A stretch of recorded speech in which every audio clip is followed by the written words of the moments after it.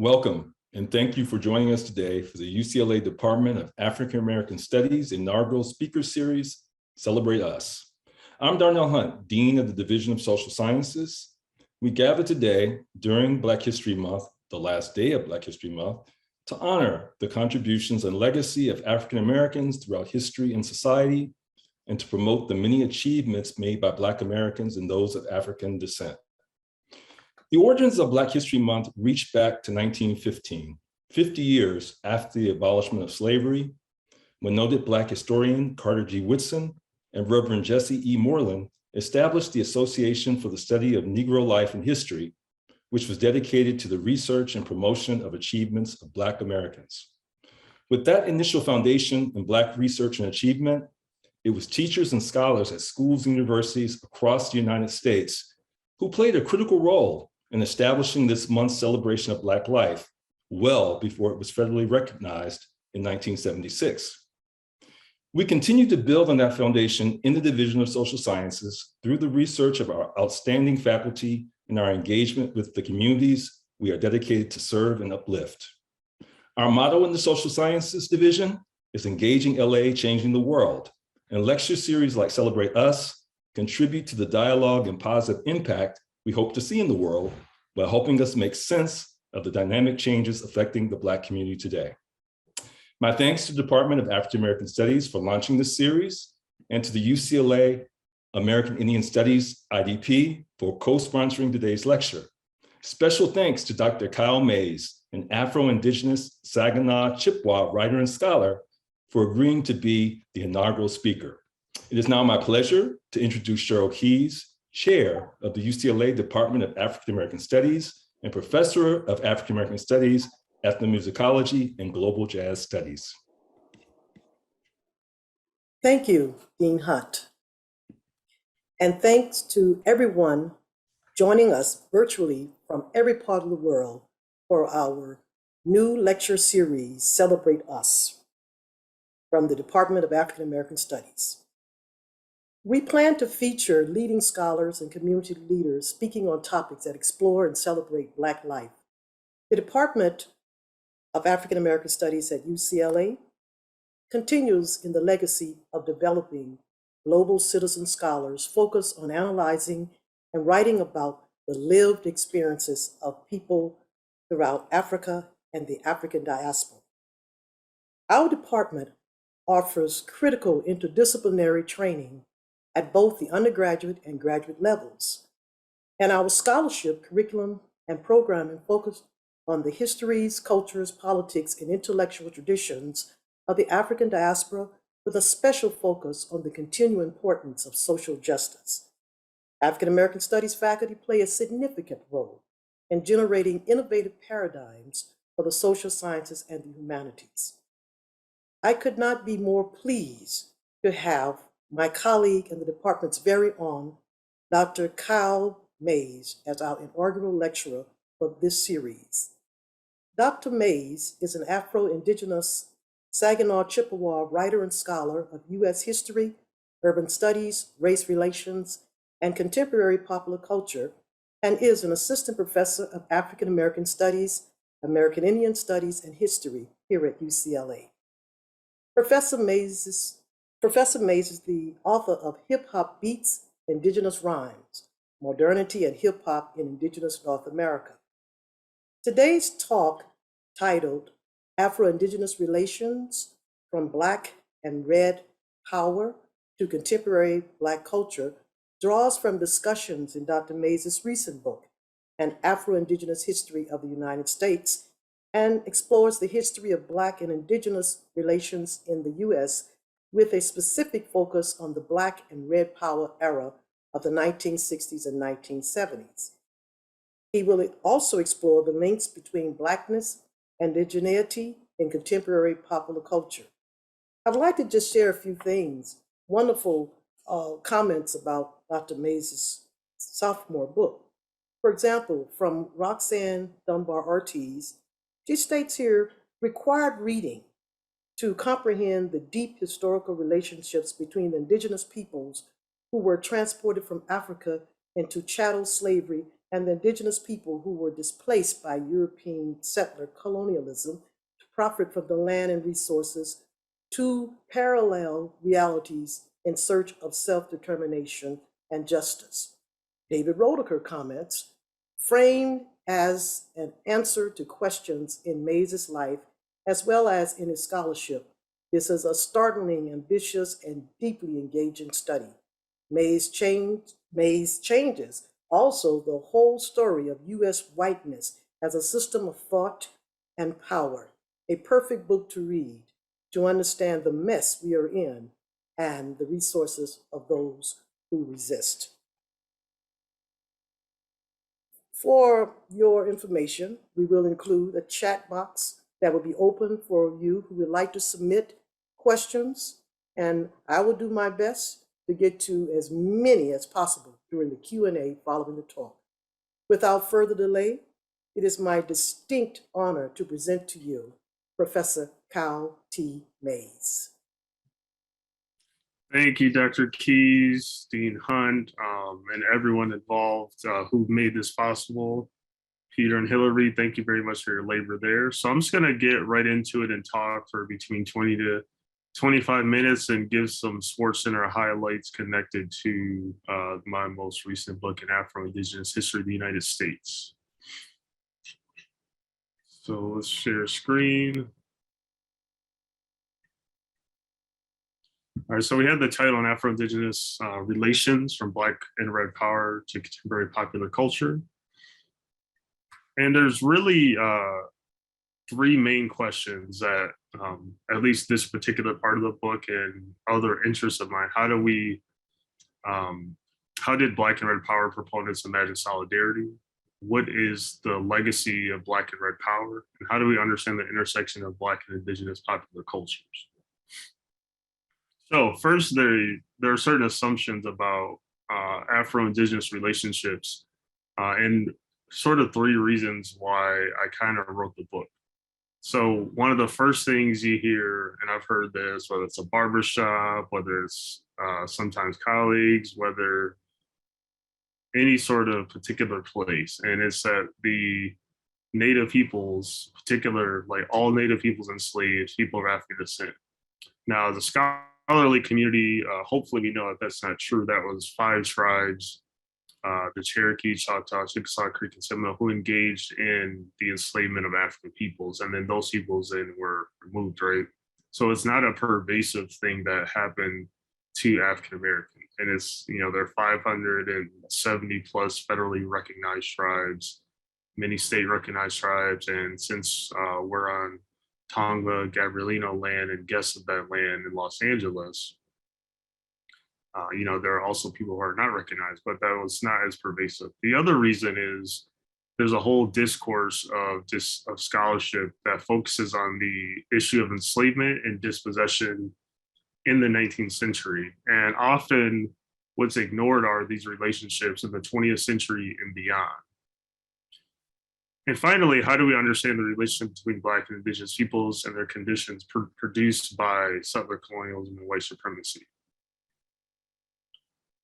And finally, I like to use this chart so people understand where I'm coming from. So often in this scholarship, with the exception of a handful of scholars, we often treat the experiences of Black and Native peoples as inherently different. So for example, Native peoples, their historical condition being dispossession, people of African descent, enslavement, the relationship to the US nation state, that of domestic dependent nation, which is a Supreme Court law, the Cherokee Nation versus Georgia in 1829, and various forms of second-class citizenship of African Americans, you know, whether it's Plessy v. Ferguson in the aftermath of enslavement, redlining, and so forth. And what is the nation state's goal? To assimilate and disappear, and for people of African descent or African Americans to segregate and exploit. And one of the key things for those who don't know that Native peoples and tribal nations have that are different from other racialized minoritized groups is a treaty relationship with the United States government. African Americans, of course, fighting for various forms of civil rights and human rights and so forth. And so these are a particular way in which people describe how different these experiences actually are. So I want to demonstrate how that during the Black and Red Power era, those people found forms of solidarity with one another. Let's begin with Black Power here. So just a basic definition of Black Power. And of course, I'm very much so ignoring certain ideological differences and so forth. But if we understood them as a collection, it's basically what? Black self-determination, right? To be able to determine their personhood, being their own nation, radically transforming US politics, etc. For some who might be more left-leaning or radical, certainly a critique of US democracy. Many forms, whether it's the Black Panther Party or other organizations, asserting a Black nationalist culture and aesthetic. So, and I'll have a good picture later on, whether it's the Afro and other things. And not all, but many certainly were anti-capitalist when we're talking about Black self-determination in some capacity, right? Maybe not fully, but in some capacity, whether that's the Republic of New Africa and so forth. But of course, there was the issue of gender in this whole conception. So Frances Beale, who writes this originally in the 1970s, said, Black women likewise have been abused by the system. We must begin talking about the elimination of all kinds of oppression. And again, many of these narratives persist, and a lot of Black women scholars have begun to challenge this narrative for a decade or so, and even longer, but much, even back in the 1960s and 70s, there were Black women who were challenging these narratives of hypermasculinity within the Black Power movement. And Beale continues, if we are talking about building a strong nation capable of throwing off the yoke of capitalist oppression, then we are talking about the total involvement of every man, woman, and child, each with a highly developed political consciousness. So Red Power, a similar thing. And similar to Black Power's critique of the US nation state, right? And so many of the Red Power proponents across the board had wanted simply for the United States to honor the treaties that they made with Native nations. And the United States has violated every treaty they've made with Native peoples. And they just have violated them or disregarded treaties that they had previously made. That's something to think about. The whole notion of indigenous sovereignty, wherein African Americans are seeking self-determination, Native peoples wanted to assert their right as indigenous nations to be a sovereign people, right? To simply be left alone from the yoke of bondage from the United States government. Also, of course, reclaiming and asserting indigenous cultures, something that the United States government, through issues around the boarding school, that's certainly been in the news over the last year, tried to sever in order to do what? In order to gain land, right?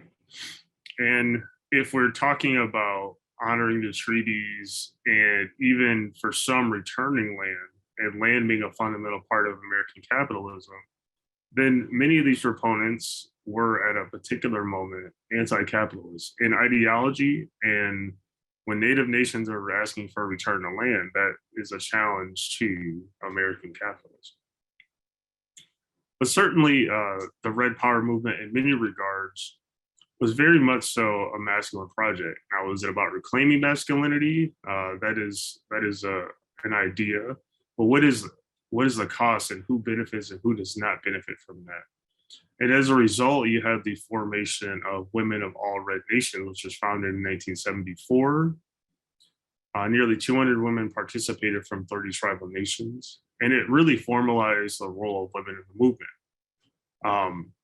And I'll just give a personal anecdote very quickly. So in talking about the role of Native women, urban Native women, et cetera, my great grandmother, Esther Chabus Mays, came from the Saginaw Chippewa Reservation in 1940. And she became a very well-respected elder within the indigenous community in the city of Detroit. And one of her key things, similar to the goals of Women of All Red Nations, is working with children and being very adamant about of working on behalf of young people, making sure they had good education, even within the city. In other words, making sure that there was an Indigenous future for Native young people. And that was what I would call urban Indigenous feminism.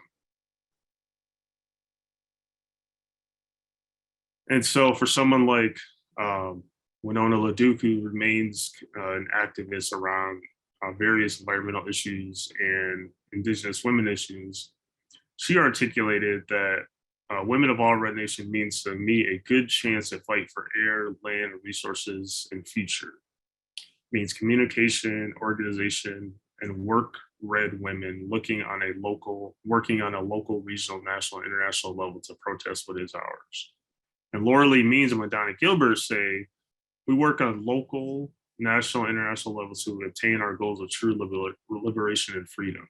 We, the women of all red nations, will take our place and stand proudly with our sisters in the world and the common struggle for all basic rights. So they're also making connections with other women across the board, at least ideologically. And I think that's an important point about this particular movement. So issues around solidarity.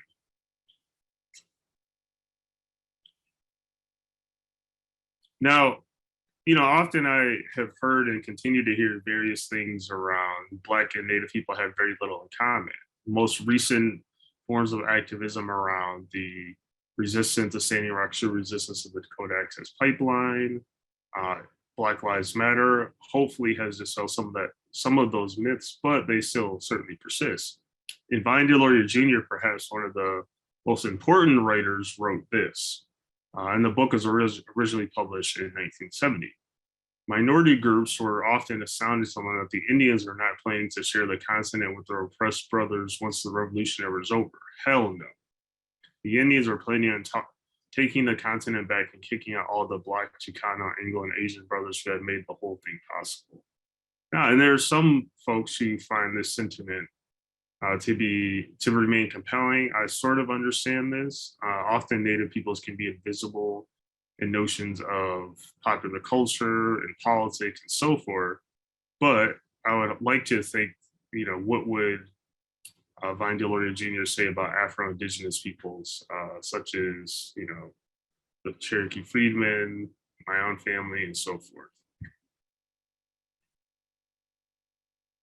But as I mentioned, the Republic of New Africa, when we talk about returning to land or various forms of reparations, I think it's important to acknowledge if this is Indigenous land and we're serious about forms of reparations, how can we talk about those things without also considering a return of land to Native nations? I think that should also be on the table as well. So Amari Obadeli, one of the founders of the Republic of New Africa, stated, when our ancestors were freed from slavery under American law, they were never asked what they wanted to do.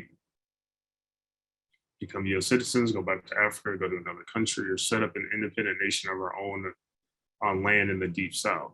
And a historical question that I have never seen anyone really engage with is justly, at least ethically, what would if they founded and were able to actually, of course they didn't, get those 5 southern states, what would that mean for returning land?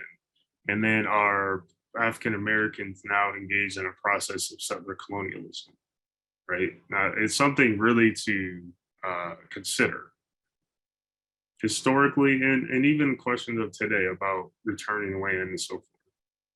And there are many forms of symbolic solidarity. So the Black Power fist, phrases like all power to the people. But it got me thinking, what is different from Indigenous activists today using those signs, slogans, and symbols from then? And what is different from another group, in this case, Native Lives Matter, saying, we'd like to adopt some of that language for our own struggles. Now, it was okay back in the day, at least as far as I understand, but something has changed. I'm not talking about those who are trying to decenter Black struggles in particular, but it's something worth noting. at least, or at least putting forth in conversation. And I'm just going to go through a few pictures. So here's Angela Davis going to Wounded Knee in 1973 with Oren Lyons. And here's her in Detroit with Clyde Belcourt to her left at the National Alliance to End Repression, raising money and raising awareness. And one of the few people who really understood the connections between Black radical activism and Native solidarity and centering Native land was Stokely Carmichael, who had changed his name to Kwame Ture. And he says here, anybody who thinks seriously about working on behalf of the Red Mountains deal with this truth. The land on which we live, on which we inhabit, which we exploit, that land belongs to the red man. He must come first in any dealings with the land. And I think it's rather profound. And I think there's a lot to take away from that, his centering Native people's relationship to land as being fundamental to even African-American forms of struggles.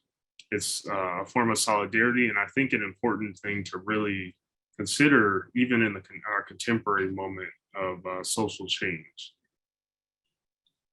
And here's at the White Earth Anishinaabe Reservation, and you have these Black and Native activists engaging in forms of solidarity at the International Indian Treaty Council.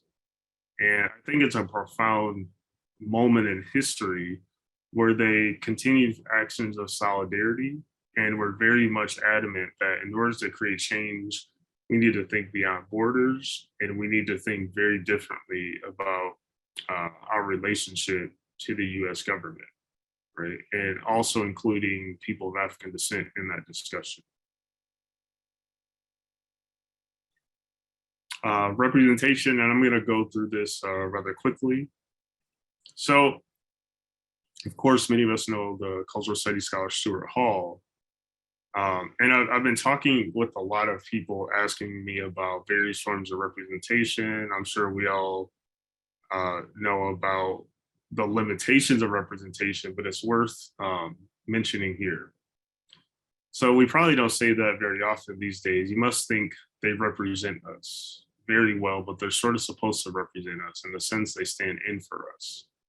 Right? And I think so oftentimes when we ask for more representation, it's this representation will lead to greater forms of justice. And, you know, that's where ideology and politics come in. That's not always the case. And I think even with Native representations, what, you know, is a focus on mascots, appropriation. And once you deal with those things, you know, the question sort of is, then what? And as one of my colleagues, Bryce Henson, says, you know, representation is meaningful, but what exactly does it mean? And I think that's sort of important to put on the table. So Reservation Dogs, if you haven't seen it, do check it out. There was a lot of discourse via social media, at least on my social media, from Afro-Indigenous folks and people sending me messages about, was parts of this show anti-Black?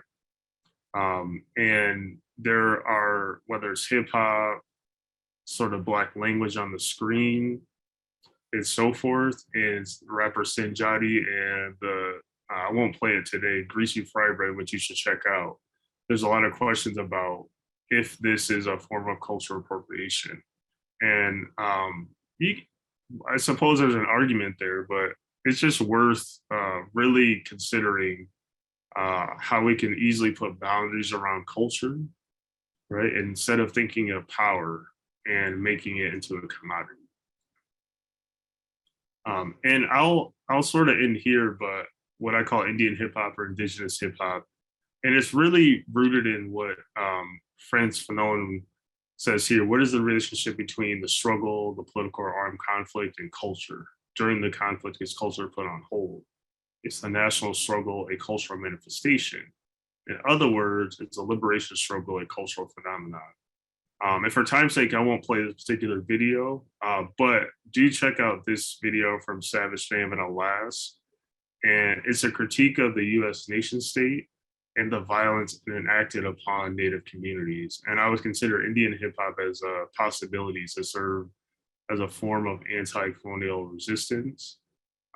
and as a way for cultural workers to create change within their communities, and finally to build further solidarity between Black and Native peoples on the ground, and I hope also within contemporary popular culture. I'll end there, and thank you all for listening. I very much appreciate it. Thank you very much, Dr. Mays. I would like to just, again, congratulate you on this very important work, Afro-Indigenous History in the United States, a history of the United States, Afro-Indigenous history of the United States. And what I found quite interesting in this particular important work of yours is that it helps us to do exactly what the series, Beacon Press's series, and that is revisioning history. And one of the things that I found quite illuminating is when you talked in the chapter in which you mentioned something about Crispus Attucks. We always think of him as the Black martyr, you know, for the American Revolutionary War. But we don't know many that there were Black people who did things before Crispus Attucks that oftentimes go unheralded.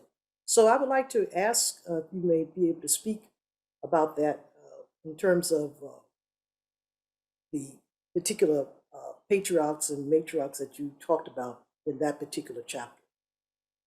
Yeah, so what I try to do in that chapter is it's sort of an easy thing, but that's very much ignored, is in a question that when did people of African descent lose their indigeneity or indigenous cultures and roots? Because that's sort of an assumption, right? They're marked, you know, as Black, as enslaved peoples, and so forth.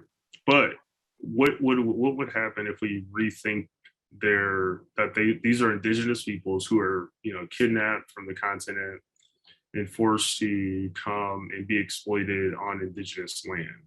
And if those are indigenous peoples, what we have in pre-revolutionary America are encounters between, you know, we'll say indigenous Africans and indigenous peoples and what became North America. So you have people like Paul Cuffey, who we know him as a great maritime person who successfully took 38 African Americans to Sierra Leone in 1817 and tried to continue to lead that sort of work. But and he also tried to found an Afro-Indigenous town. So his mother was Wampanoag. So he's an one of these early Afro-Indigenous peoples.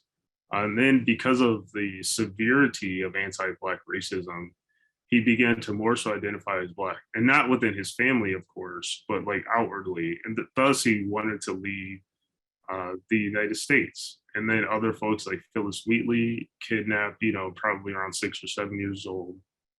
And, you know, who was indigenous, but even in some of her poetry, you can read into some ideas of trying to reconnect or think through those forms or reclaim even Afro-Indigenous heritage. It's just, you know, but when you're kidnapped at 7, it's difficult to reconnect. And a lot of Equiano, who many of us have read at some point, but describes very well the conditions, of course, of the transatlantic slave trade, and also his own indigenous homeland. So those are the things I was trying to do within that particular chapter. I also like what you had to say about, I think it was Lucy Carey Prince. That was also seemingly an indigenous connection with Prince. So I just, since we are in Black History Month, we're on the last day of it, it'd be nice to say a few things, if I may, for those who need to know about who this particular woman was in the context of your work. Yeah, so she existed in the 18th century, but then the actual poem kind of persisted and was then published in the 19th century and witnessed a particular massacre in the 1750s. And so there's someone who in the Northeast, so someone who is writing a play about this, and the name escapes me. I haven't communicated with them in a few years, so I'm not sure if they ended up continuing to doing this particular play. Someone I believe um, in Dartmouth or near Dartmouth at least. Okay. Before we get to some of these questions in the box, there are a few things that I found quite interesting, and I believe this is in your chapter 7, Black and Indigenous Popular Cultures in the Public Sphere. And you mentioned a few things for the sake of time, about the Reservation Dogs.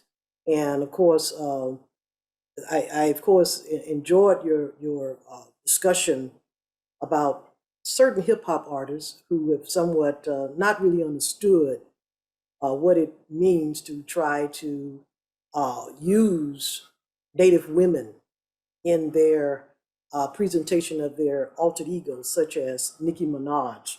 But I thought that was interesting. But it also brought me back to the time when Outkast, and they did that Hey Nah, and it was on the Grammy Awards ceremony, which created quite a bit of controversy and caused a lot of ill feeling among many of the American Indian people.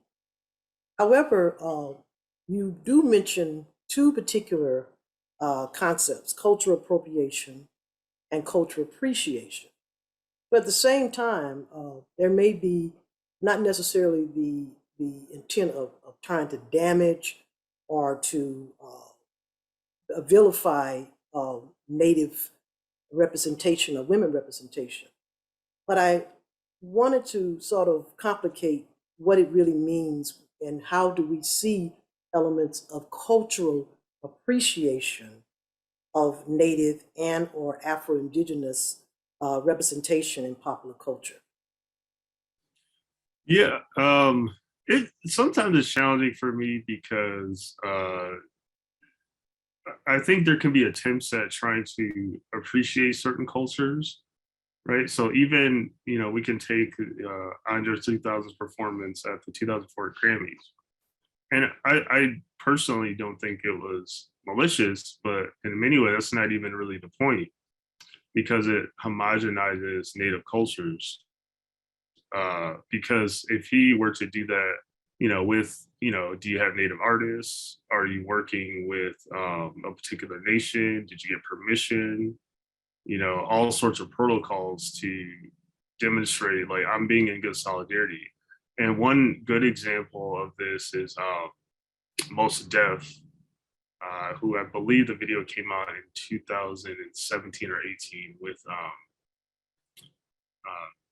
someone help me out, Tribal, I don't know, I'm blanking on their name. It was an indigenous hip hop artist, a group of artists.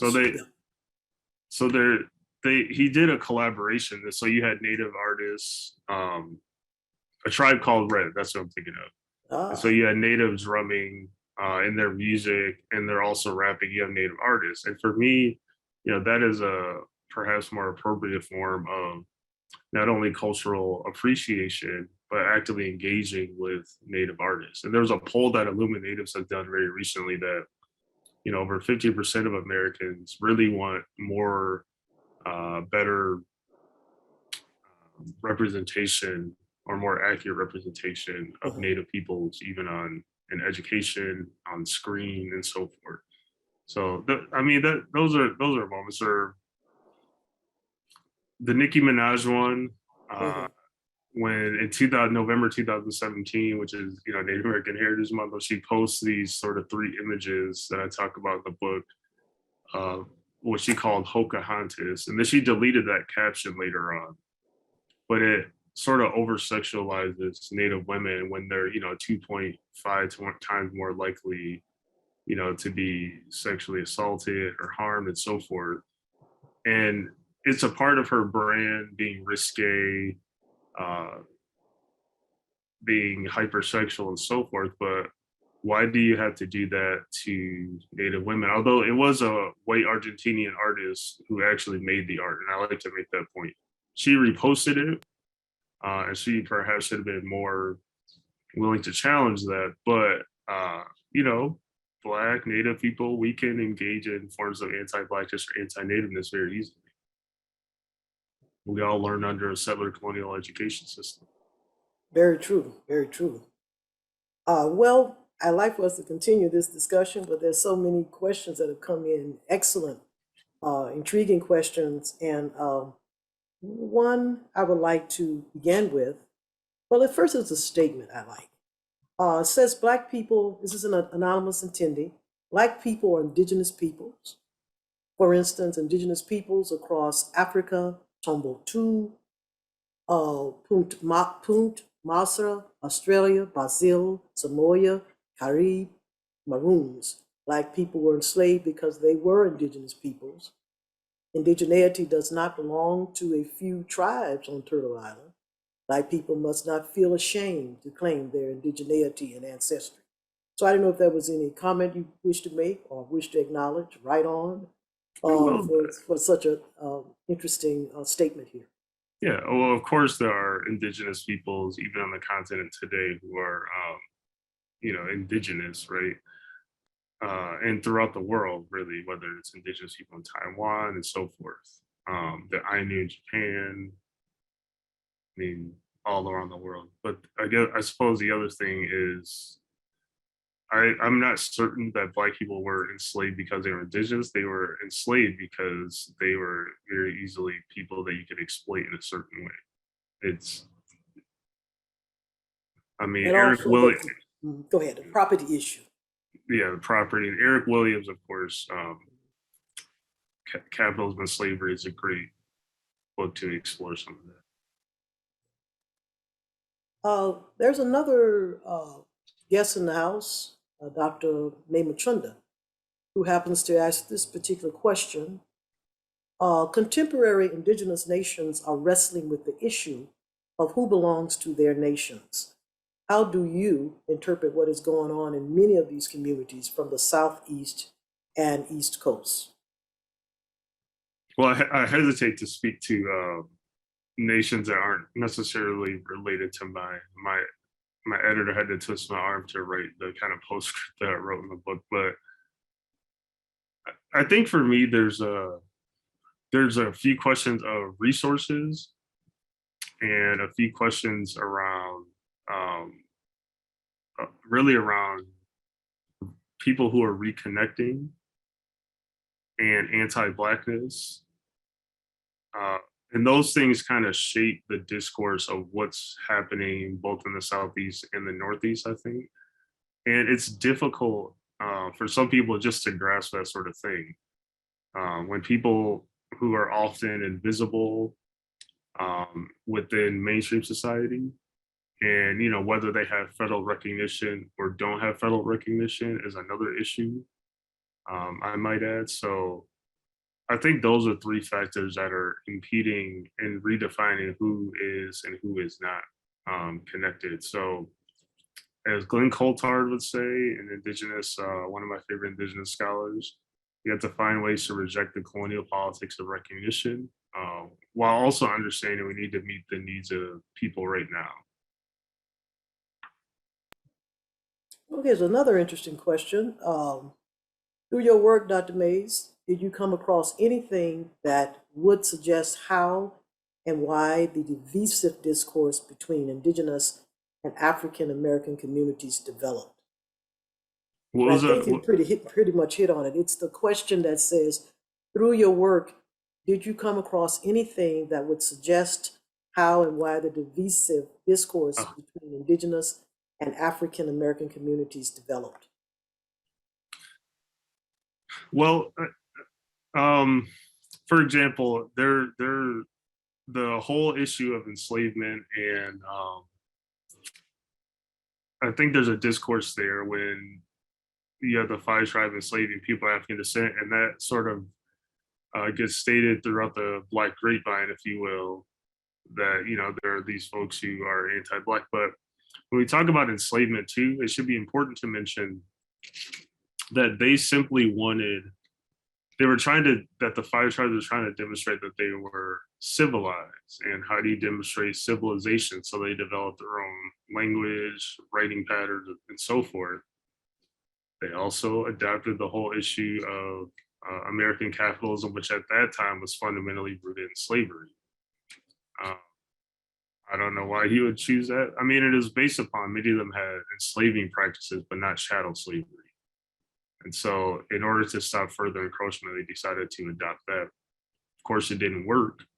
And then when they got removed to Indian Territory or present-day Oklahoma, many of those nations ended up having those enslaved peoples who went with them building the towns or building the plantations anew once they got to Indian Territory.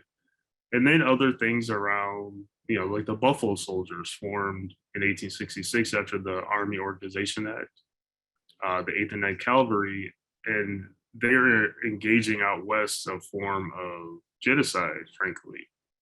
And, you know, many Black people, I heard it growing up too on my Black side, and there's a great lore and respect for the Buffalo Soldiers, but it's important to being honest about those particular histories. And then I think as you go into the 20th century, many Native people felt invisible, not all, but many around. There's a large discourse around Black rights. And I think some people can be upset about that because they're like, this is our homeland and we're being erased. And that can create certain division. That was not true with the Lumbees in the 1950s when they kicked out the Ku Klux Klan from a particular rally in North Carolina. So shout out to the Lumbees for that, and my colleague and one of my mentors, Melinda Maynard Lowry, for writing about such things. And if I might mention this, it's sort of that particular question made me go to your conclusion, the chapter that's called The Possibility for Afro-Indigenous Futures. And I would like to just ask if you may say something about the importance of Cherokee Principal Chief Wilma Mankiller and the politics of Blackness. And it sort of kind of continues with the trope of the red power, black power, red power, black power, or that kind of relationship of you know, the element of how one group influenced the other and vice versa. So sort of extending what you mentioned about Stokely Carmichael or Kwame Ture and Angela Davis and their contributions with the struggle of red power. So taking it to someone like Chief Wilma Mankiller, I thought that was quite a very, very interesting and illuminating thing that I was unfamiliar with. So I just wanted to ask if you may share a few things about her.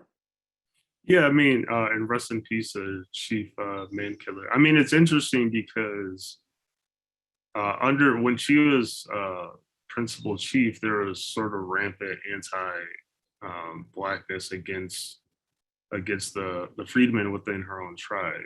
And then I think, you know, by 2001, I think she kind of understood, like, I should have probably done more to deal with that particular issue. And she cites, you know, works like she knew Chebe, Things Fall Apart, which I'm sure many of us have read at some point, as being an influence and understanding, therefore, these sort of greater indigenous connections, you know, on the continent and Native peoples. And, you know, she has since passed away, but it would be interesting to talk to her about, you know, what further did you think about the Cherokee freedmen and other Afro-Indigenous peoples?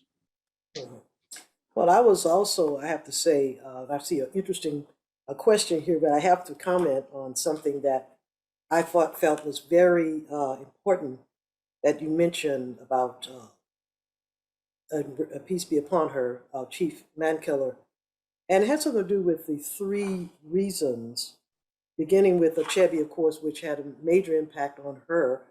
But you mentioned that the second reason she offered in the rampant anti-Blackness in U.S. society, she illustrated her point by touching on the issue of white-looking Native people being easily accepted as natives by whites, remarking, quote, If you meet someone who says, I am half white and half Yakama, or half white and half Oneida, or whatever, people tend to accept those people. But if you find someone who says, I am half Black and half Oneida, Yakama, or Cherokee, people would have difficulty with that. This is a very important point that you made about her, as it has a lot to do with questions that have come in about Black people or African Americans with Native blood. For instance, I see a question that sort of piggyback off of that. Can you speak to the million of Black Americans who are of Native Indian blood, yet many of the Native Indian communities will not recognize them with federal recognition? What do you suggest these Black Americans do to allow them to be recognized and thus celebrating their cultures from both powerful peoples?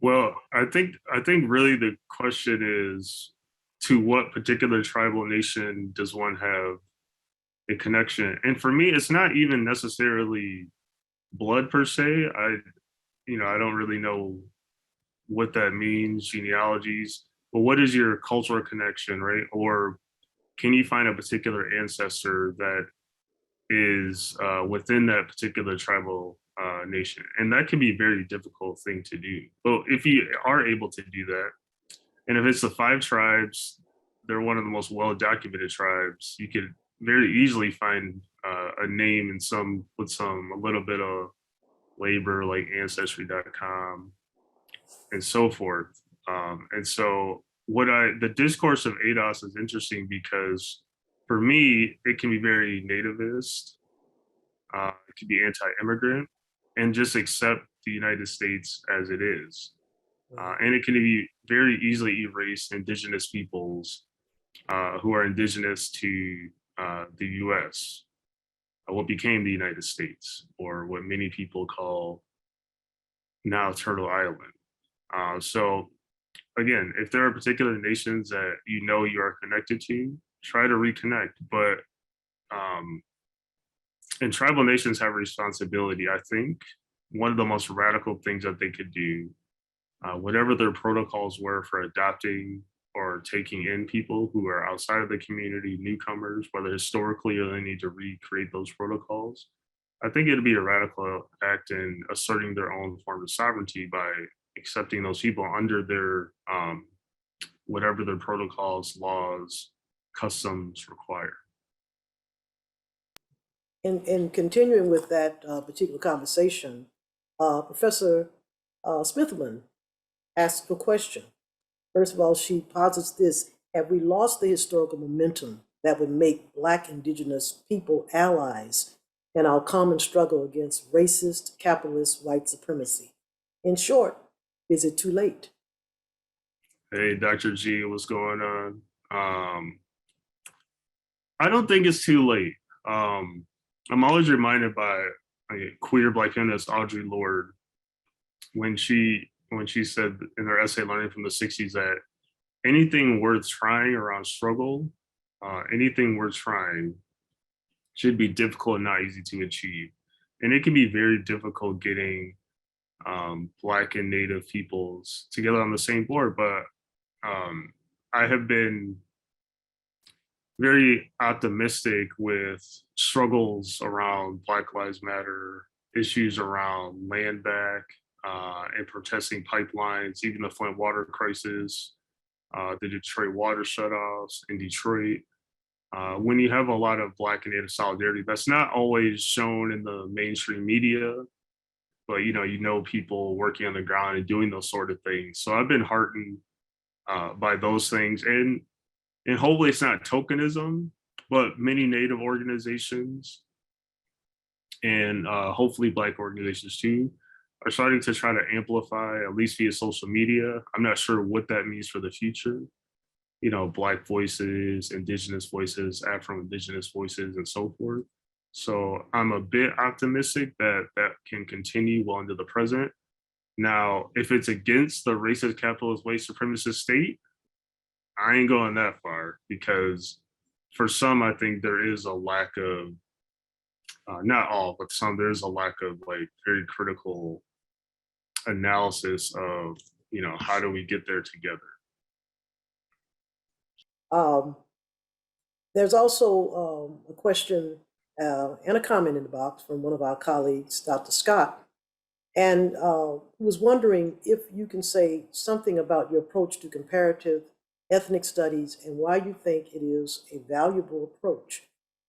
What benefit does this approach provide, especially in public history? Yeah, so I was trained in, so it's personal to me in many ways. So I was trained initially in Black studies, but always having Afro-Native activists in my family, from my great-grandmother to my aunties in Detroit. And for me, it was important to always think about what are the particular issues. And so comparative ethnic studies in that way allows me to, like, what is a particular issue and how do we understand it together? So if land is fundamental to my analysis, and we're talking about something like water rights, it's important in reclaiming certain histories, because I think various powers that be, whether it's changing education and so forth, they constantly try to erase these longer histories of solidarity and tension, but really solidarity. So young people and adults don't understand how connected many people try to be at a particular moment in history. So, something like the civil rights movement can be siloed into a Black struggle. And of course it was a Black struggle, but many of them, and this is of course at least one factor, would lead to the murder of people like Dr. King, the erasure of a lot of the activism, someone like Rosa Parks, and so forth, who they worked at a particular time, but they also understood the importance of solidarity, or the thing I talked about today with Angela Davis, Clyde Belcourt, and others who are trying to create forms of solidarity. And so for public history, I hope more people would do this sort of work. And, you can do it outside of Black History, Native American Heritage Month. You can do it outside of those times. Like, that's okay to do. And doing some of that work, I think, is essential if we are going to educate the public. I think it's crucial. Well, as we wrap up this wonderful presentation of your work, Afro-Indigenous history of the United States, are there further comments? For example, there is one in the box that I feel is one that we know that has been raised even in public culture, and that's to share your thoughts on the controversy and conversation of Black athletes playing for teams with Native mascots. What would a Colin Kaepernick protest look like if perhaps he or others had addressed this particular issue, particularly when you're talking about, the teams with these appropriating and misappropriation, actually, and disrespect of Native culture? Yeah, I mean, I remember when everything was popping off, and there was an ironic thing with the Washington football team. They now have the name the Commanders, and you had Black men with that racist mascot with the Black Power fist. It's very ironic. They're on the sidelines kind of doing this, and it's ironic. But again, I think what Audre Lorde reminds us, there are no people who are natural allies. I think that's important to recognize. I don't see people as being natural allies. It takes a lot of work. Many people, Black people, are not immune to adopting, whether that's hustle game with T.I. in Atlanta, and the Atlanta Braves, the Washington football team. I think that's another assumption that I try to demonstrate in the book, and something I hope that we think critically about. Again, why would someone be an ally with someone else just because you're both oppressed? Like, it makes sense to many of us, but break down the assumption and think about the work it takes to re-educate people. And we have to spend more time learning each other's histories and being multi-generational. The old thing of getting reading groups together, learning together, documentaries. I remember going to someone's house, watching a documentary with a group of folks. And I think those things are so necessary. And this was pre-COVID. So, what, maybe we can watch things on Zoom or, Zoom chats too. But I think those are some of the lessons we can certainly learn, to go to Evan's questions about the importance of the Black and Red Power movement, that they try to act in good faith and solidarity, and that they're open to reading and learning as much as they could about one another's struggles. And a few things that sort of came to my mind and in my heart as I sort of looked at the 20th century and all the mess that went down in the 20th century, and some of that continues to filter into the 21st century. Your book has made me begin to rethink how we can all make it right, and begin to cut away some of the pain by, first of all, recognizing it, as your book does quite well,